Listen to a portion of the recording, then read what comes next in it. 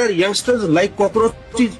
They don't get any employment. They don't have any place in profession. Some of them become media. Some of them become social media. Some of them become RTI activists. Some have become another activists, and they start attacking everyone. हे नेमकं का घडतंय आणि कशामुळे घडतंय हा प्रश्न पडणं स्वाभाविकच आहे.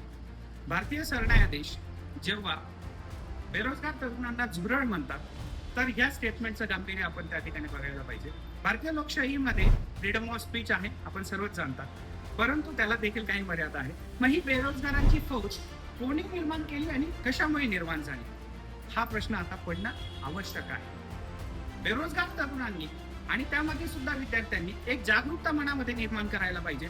जोपर्यंत तुमच्याकडे रोजगार आहे तोपर्यंतच तुम्हाला व्हॅल्यू आहे. बेरोजगार तरुणांना या ठिकाणी जर आपण म्हटलं तर व्हॅल्यू नाहीये, परंतु संधीची असमानता ही त्याचा मागचं खूप मोठं रिझन आहे, कारण आहे. त्यासाठी आपलं शिक्षण असं घ्यायला पाहिजे किंवा असं व्हायला पाहिजे की ज्याच्याने भविष्यामध्ये आपल्याला रोजगार निर्माण होईल. यासाठी आहे जागरूकता आणि विद्यार्थ्यांनी आणि बेरोजगार तरुणांनी तरी याबद्दल आता जागरूक होणं आवश्यक आहे.